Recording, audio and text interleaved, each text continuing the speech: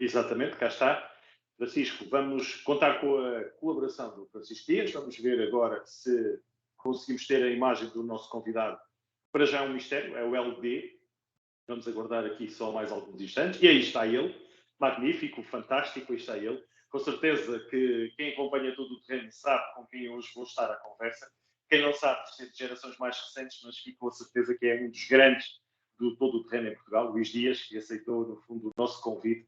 Isto porque fizemos o convite, estamos a poucos dias do Porto Alegre, de mais uma edição do Porto Alegre 500, e o Luís completa este ano um número redondo, e não vou ser eu a dizer qual é, porque é o próprio Luís, com certeza, que vai falar disso, e muito mais, mas eu convidei o Luís para nos falar não só do passado, portanto, recordar aqui outros Porto Alegres, mas também falarmos um bocadinho todo o terreno dos dias de hoje e, quem sabe, até do próprio futuro. E por isso, sem mais demoras, Luís, porque já vou longe na minha apresentação, já chega, posso-me calar por agora.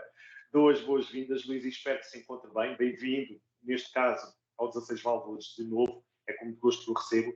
E a pergunta é, Luís, quantos anos de Porto Alegre? É para depois olharmos então em detalhe para essa participação. Bem-vindo, Luís.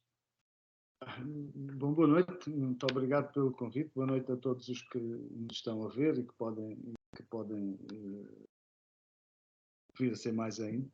Bom, Porto Alegre, quantos Porto Alegres eu não fiz essa contabilidade, sei que faz 32 anos que eu fiz o primeiro Porto Alegre, em 89. Portanto, e faz 30 anos que eu consegui o primeiro título nacional em 92. Portanto, é um número engraçado. E que também justifica plenamente estar aqui. Isso aí que não haja qualquer tipo de dúvida, Luís. Como? Justifica plenamente estar aqui. 16 válvulas, precisamente esses dois números importantes. E vamos falar de 32 anos. Voltar atrás no tempo, explique-me lá como é que era fazer todo o terreno. E porquê fazer todo o terreno? Era assim, ou era só Porto Alegre? Ou só faziam Porto Alegre? Vamos começar por aí. Não, vamos ver. Eu sou do início do todo terreno de competição em Portugal, não é? Há várias provas que eu disputei, que foram as primeiras que se fizeram verdadeiramente disputadas ao cronómetro. A primeira prova que fiz em 89 foi na altura chamava-se Transalgarve, foi a primeira vez que o Transalgarve se fez como competição ao cronómetro. Reguengos em 90, também foi a primeira vez que se fez reguengos ao cronómetro. Antigamente tinha umas navegações e por aí fora. E, portanto, passaram muitos anos e passou muita coisa. De facto, todo o terreno nessa altura era muito diferente, como todo o desporto automóvel era, não é? Mas eu acho que há uma diferença ainda maior. Era uma abordagem completamente diferente, era muito mais acessível, não é? As coisas eram todas especialmente simples, bastava de alguma forma cumprir as normas de segurança, que na altura não eram as que são hoje, mas já eram. O terreno já era uma coisa segura, nunca houve.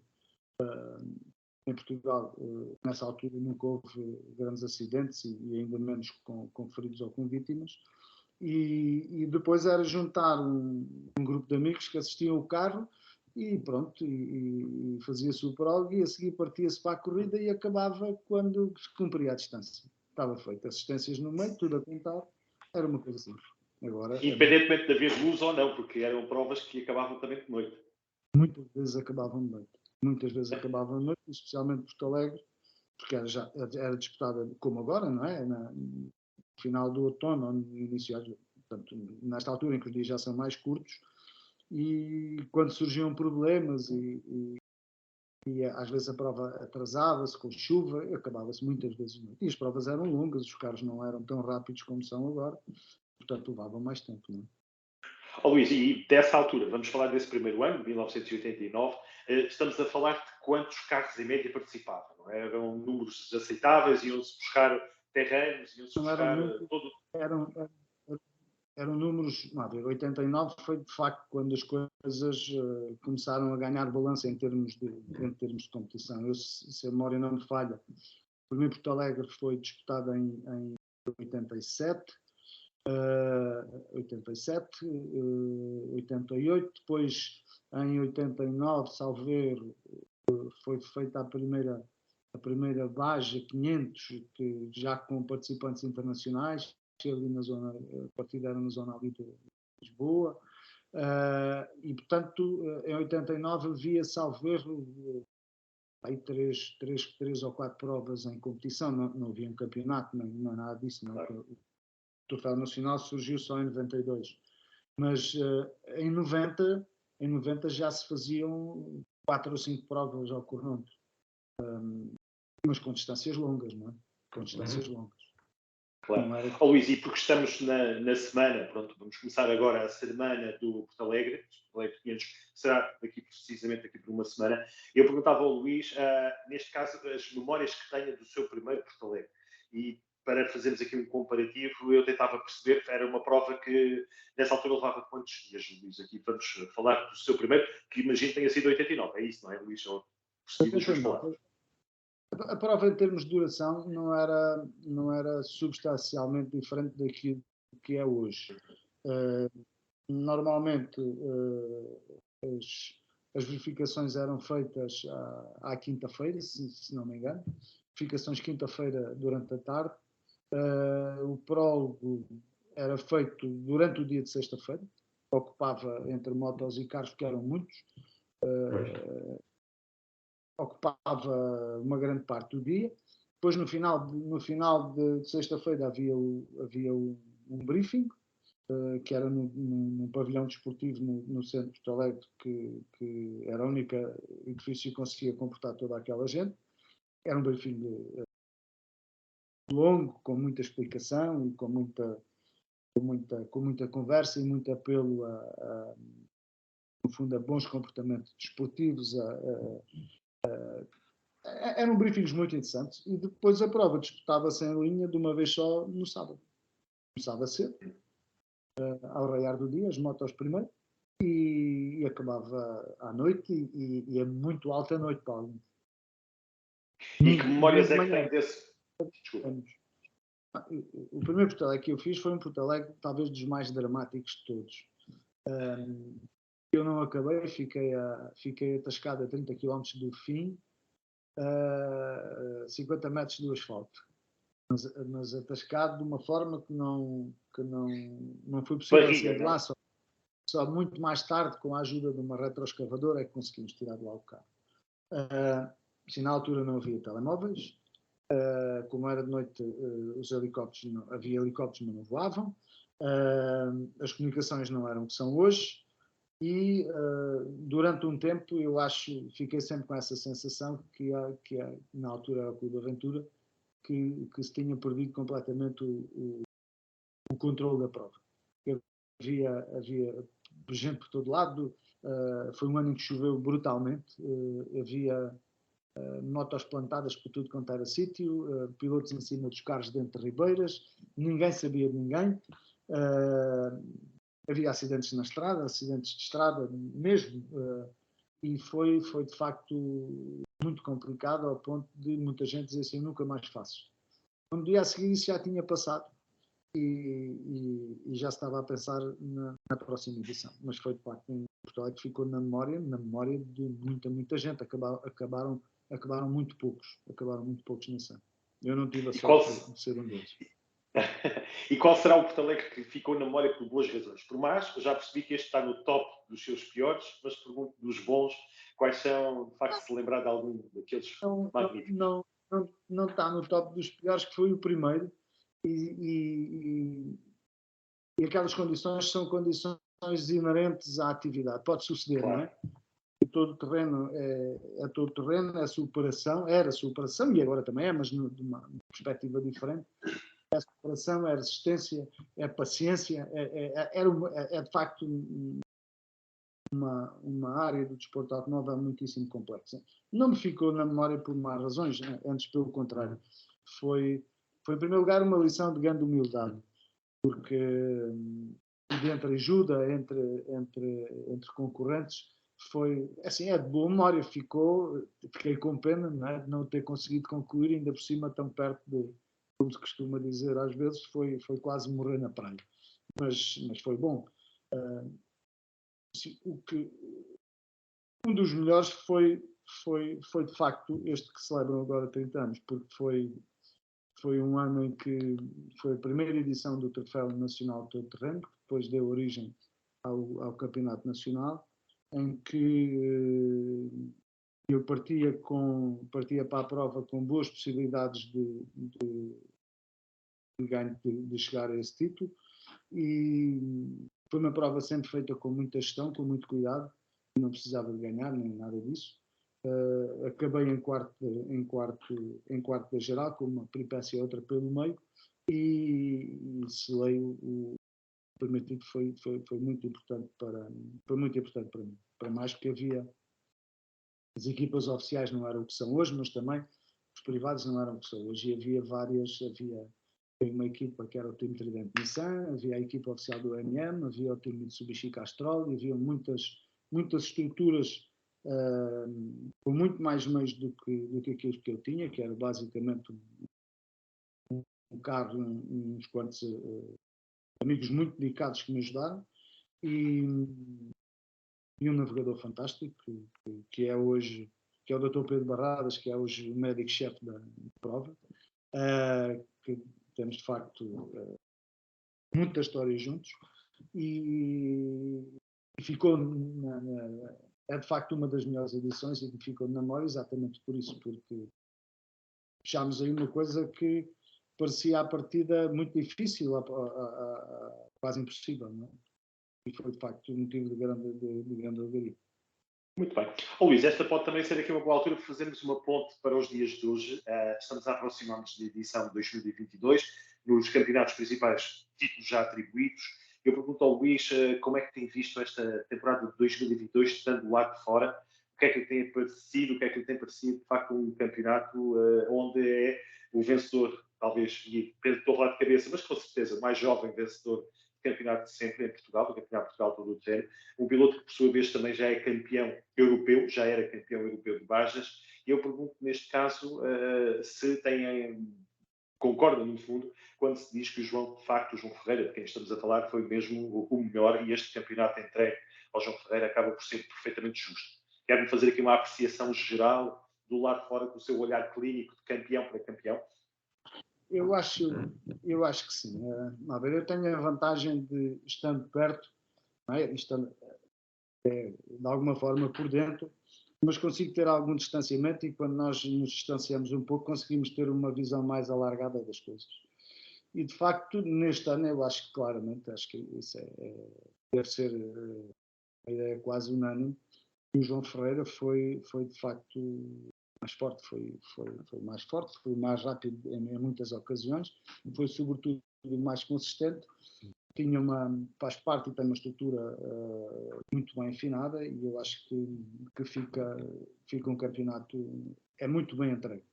Ele, de facto, praticamente não cometeu erros, até em algumas provas que parecia que não conseguia, mas afinal conseguiu, e eu acho que ele está de parabéns, ele, a equipa toda, o pai especialmente, com quem eu tenho uma boa amizade. Acho que foi de facto um ano extraordinário. Conseguir o título europeu e o título nacional não é um feito fácil, não é um feito fácil. Acho que está de facto muito bom. Eu acho que ele tem... E dos adversários dele? Tiveram também o seu mérito, deram a luta que conseguiram, foi isso? Obviamente, pois os adversários mais diretos, especialmente o Tiago Reis, eu acho também que ele é um grande piloto, é jovem, bicampeão ainda. Depois as coisas correram mal aqui na minha terra, teve um acidente complicado, felizmente sem grandes consequências, ou pelo menos aquilo que à partida se poderia pensar. Eu acho que ele deu muita luta, também já tem títulos na sua posse, e fazem, tanto um como o outro, fazem parte daquilo que eu considero ser o futuro. Espero que abram outras portas e que não fiquem só por aqui, não é? O João já começou, portanto, pelo que sei, era o objetivo principal, nem era o campeonato nacional, era o campeonato europeu, e conseguiu. E eu espero que pilotos que tenham meios suficientes, não é? Que não fiquem por aqui. Acho que os pilotos portugueses são tão bons ou melhores, em muitos casos melhores do que outros em termos internacionais, e é uma pena que, se tiverem meios, ficarem aqui, com todo o respeito que tenho, obviamente, pelo campeonato nacional e pelo país, mas acho que nós só progredirmos se nos confrontarmos com os melhores e muitas vezes com aqueles que são melhores que nós, nos obrigam a andar para a frente. E acho que há vários, mas dos mais novos, tanto um como outro, acho que têm um futuro auspicioso pela frente. Espero de facto que consigam, não é? E acho que conseguem. Luís, e é inevitável fazer esta pergunta se, no caso concreto, sofre mais estando lá de fora quando vê o seu filho a correr, ou acha que, estando a participar, não sofre tanto, uma vez que tem a distração? O seu Francisco deixa-o tranquilo, não precisa de olhar para a prova dele, ou, pelo contrário, fica nervoso até acabar a prova? Isto fazendo aqui a justa homenagem ao seu Francisco Dias, que também merece ser feita a menção a ele. Acho que não é uma situação de nervosismo. Não, eu acredito na segurança dos carros. Acredito, especialmente estes carros, como o Francisco tem, um T2, são carros mais lentos. Às vezes, o facto de serem mais lentos não quer dizer que não possam ter acidentes complicados, mas também acredito na cabeça dele, e de uma forma muito simplista, no juízo que se deve ter. Para nós conseguirmos ganhar uma corrida, a primeira coisa que temos a fazer é terminá-la. Essa é a primeira condição a satisfazer. E, portanto, não se terminar uma corrida de rodas para cima, é muito mal, não é? E, portanto, acho que há riscos que não se devem correr. O desporto automóvel envolve um risco, obviamente, tem que ser assumido, mas esse risco deve ser controlado. E eu acho que ele tem a cabeça suficiente, e quem o acompanha também, até pela experiência que tem, o Mário, para, obviamente, que saídas e acidentes podem acontecer, obviamente, mas não fico muito nervoso, sinceramente. Não. Depois o tempo vai-nos fazendo criar uma couraça, não é? E vamos habituando a isso, não é? Claro que sim. Luís, e é inevitável, já falámos do passado, já falámos aqui das suas experiências, falámos do presente com o seu filho. Eu pergunto para onde é que caminha o todo o terreno nacional? Onde é que acha que vai estar o todo o terreno daqui para 5, 6, 7, 10 anos? Na sua perspectiva e na sua opinião, como experiente, campeão e tudo mais. Sim, essa pergunta daqui a 5, 6 anos é uma pergunta para mais de 1 milhão de euros. Não é? Eu acho que é muito difícil eu não consigo olhar para tão longe. Consigo um bocadinho mais para perto. Isso Então consigo, vamos a isso. Então, pelo menos isso já me satisfaz. Tenho pensado bastante no assunto. Tenho pensado bastante no assunto quando tenho muitas vezes quando estou ao volante da viagem sozinho no carro, é uma das coisas que me aflora o pensamento. E se nós temos de facto um campeonato forte, competitivo, com bons carros, com bons pilotos, mas acho que precisa de alguns ajustes. E preciso de alguns ajustes porque há várias coisas que nós temos de ter em conta. Como eu dizia há bocadinho, o facto de eu me distanciar um pouco, consigo ter uma visão mais alargada. E a experiência que tenho em muitas outras áreas, como muitos outros terão, mas permite-me ter outro olhar e outras preocupações que eu acho que devem ser tidas em conta. E os temas ligados à segurança são fundamentais. E não só os temas ligados à segurança direta dos pilotos, mas à segurança em si no conjunto da prova. Acho que houve avanços que se fizeram em anos anteriores e que este ano regredimos, como é, por exemplo, houve provas que praticamente suprimiram os parques de abastecimento de combustível, o que eu acho que não é positivo, antes pelo contrário. Quando quando são sempre momentos complexos, abastecimentos devem ser feitos com tempo e com segurança, e eu este ano algumas provas que praticamente os suprimiram, não sei bem porquê, e eu acho que isso não deve acontecer. Por outro lado, e antes de ir ao fulcro da questão, por outro lado, acho que há outra coisa que me preocupa também bastante, que é haver às vezes as formas, e isso foi especialmente notório em Reguengos, a forma como pilotos e mecânicos faziam circular os carros, as motos e os SSVs, isto é uma coisa recorrente em muitas provas, nas estradas à volta do parque de assistência, a velocidades completamente absurdas, sem que nada os impeça. Não é? Hoje qualquer destes veículos, seja moto, carro ou SSV, tem instalado equipamentos que permitem às organizações controlarem este tipo de comportamentos.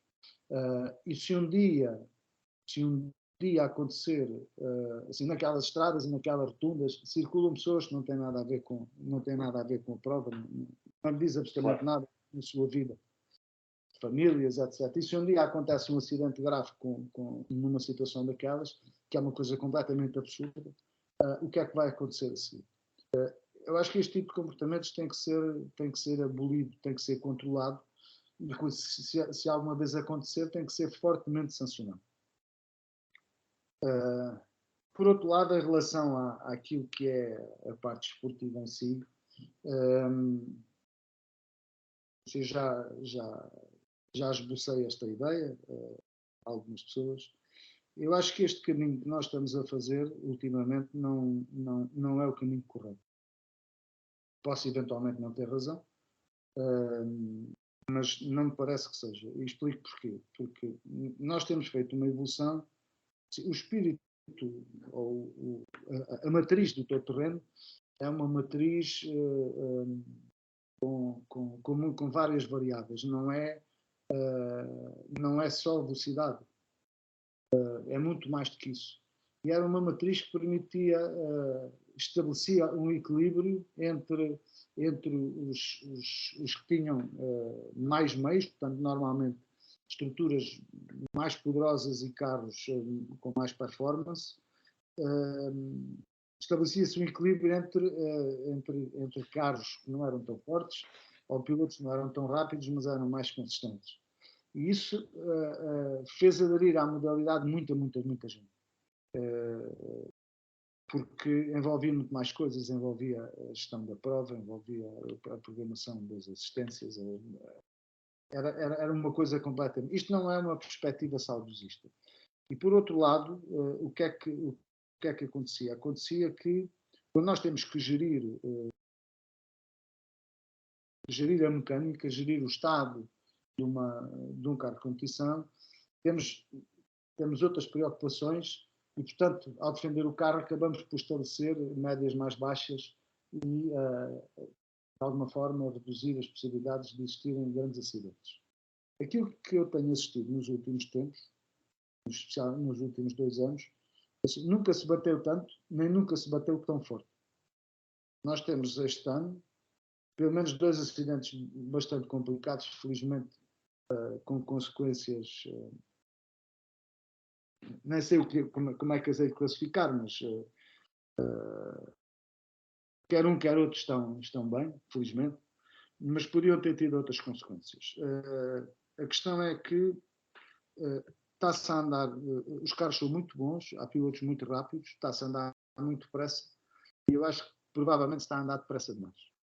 Os carros têm evoluído muito, mas o terreno é o mesmo. De uma forma resumida, acho que passamos numa fase de um bocado do conceito de Ride TT, para depois Rally TT, e se calhar estamos a caminho de uma coisa que talvez possa chamar Rally TT Sprint, em que a estratégia sabe-se qual é a partida, pé no fundo e logo se vê. Eu acho que isto não é um bom... E o que é que se pode fazer? Tipos de provas diferentes, aumentar as dificuldades com os pilotos, diminuir a potência entregue e fazer limitação? É assim, quando nós fazemos fazemos uma etapa de 100 km ou 150 km e temos uma noite inteira para fazer assistência, ou se faz um prog e se tem 2 horas para fazer assistência, só pode conduzir a isto, não é? Para além de um aumento exponencial de todos os custos e de um acentuar das diferenças. E como consequência tem ainda, assim, não é preciso defender o carro, não há aqui nada para poupar, nem gerir pneus, nem gerir coisa nenhuma, portanto é fundo, ponto final, não é? Não há compromissos. E portanto, por outro lado, o caminho que por exemplo, os roadbooks têm vindo a tomar, que são cada vez são mais complexos, cada vez são mais elaborados, têm cada vez mais detalhes, mas nós, as pessoas, nós somos humanos, não é? E a mais pequena falha depois conduz a problemas. Porque se anda muito no limite e muitas vezes para lá do limite. Parece-me que as coisas têm que ser um bocadinho acalmadas, que eu tenho uma preocupação grande que possa acontecer qualquer coisa de realmente muito grave que nós ainda não tivemos, mas eu acho que esse risco existe e devia ser acautelado antes das coisas acontecerem. E essa sua reflexão, com certeza, vai servir para quem tem essa responsabilidade de o fazer, e eu agradeço pela sua experiência, uma voz muito experiente e que deve ser, de facto, acautelada. Luís, a minha pergunta, porque já estou a tomar muito do seu tempo, ia-lhe perguntar em relação a Porto Alegre. Vai a Porto Alegre? Estamos inscritos, estamos aqui com um pequeno problema aqui no meu carro, numa peça que até estamos tardiamente, tinha um problema e que estamos à espera dela, mas acho que se vai tudo compor como normalmente, assim um bocadinho já. E com quem vai, Luís? Com quem vai? Vou com quem tem ido comigo nos últimos tempos, que é um amigo meu, Pedro Cunha Rei, que é meu amigo e meu vizinho, meu colega também agricultor, e com quem tenho feito as últimas provas. Carro? Como? Com carro? Com o carro com que tenho ido habitualmente. O carro que construímos em 2017 para, essencialmente, é numa perspectiva de run for fun. Não, depois o carro é o que é. T2? É um T1. T1. T1. Ok, desculpa. É um T1 feito em casa, não é? Com custos muito controlados e numa perspectiva lúdica, essencialmente, não é? Que é como eu levo as coisas agora. Obviamente que se puder ficar em 10º, não fica em 12º, se puder ficar em 3º, não fica em 4º, mas encara as coisas de uma forma mais tranquila. Luís, e desculpe-me a sinceridade e perguntar, se as coisas correrem bem, como é que fica 2023? Começa a ter que repensar ou mesmo que ganhe o Porto Alegre 500, não volta de certeza nenhuma em 2023? Isso era preciso Deus descer à terra para eu ganhar Porto Alegre.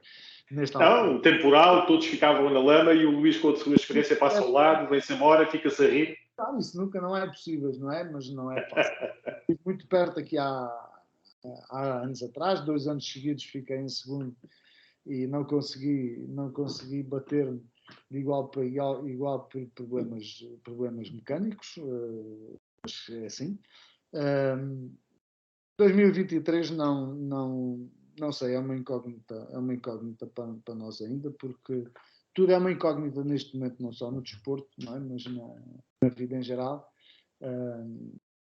Prevê-se uma situação complicada, e já a temos, não é? Uma situação complicada. Já começámos a sentir, exatamente. Em termos de Europa, muitas vezes nós temos umas palas e só vemos as corridas e os carros e esquecemos que há uma guerra aqui ao nosso lado, morrem muitas pessoas todos os dias, que isso tem consequências muito fortes na economia e no desempenho das empresas, dos países e por aí fora.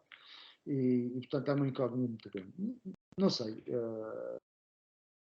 gostava de fazer uma prova ou outra lá fora, respirar outro ar, um ar diferente, não é que seja melhor ou pior, mas é uma incógnita, de facto, ainda não conseguimos. Eu vou ficar disponível aqui no 16 Válvulas para receber essas notícias, se assim acontecer, quaisquer que sejam, está desde já convidado para regressar. Desejo-lhe um excelente Porto Alegre. Neste caso, estamos a falar de 32 anos de primeiro Porto Alegre, é isso, e 30 do primeiro campeonato de ganho. 32 ou 31, se não me falha aqui a matemática. Ora, 89, 33, para aí. 33, exatamente. Por aí, 33. Muito bem. Um número bonito para comemorar 33 anos de Porto Alegre, 30 anos certos de ser campeão nacional de todo o terreno. Ficam os parabéns por uma carreira fantástica, ficam os parabéns da sua intervenção e o seu papel importante no todo o terreno. Ficou aqui vincado e ficam também os votos de uma excelente edição de Porto Alegre 2022, Porto Alegre 500. Tudo corra bem, extensível, claro, ao seu colega de equipa, Francisco, que tenha também uma excelente prova e já sabe, conto consigo para no próximo ano, 2023, vir-nos contar as novidades que podem ser, de facto, bem interessantes. Combinado, Francisco? Luís? Combinado. Muito obrigado, Gonçalo. Também agradecer a sua dedicação a este desporto. Eu acho por que vós, é por vós. É notável e espero que continue com esse trabalho que eu acho que é muito importante e que faz muita falta também. Espero que lhe corra tudo bem. E fico ao dispor também. Obrigado. Claro, e vamos com certeza falar mais vezes. Mas para já, os votos de bom Porto Alegre para si e para o Francisco. Uma boa noite, obrigado e até breve. Obrigado, Luís Dias. Obrigado.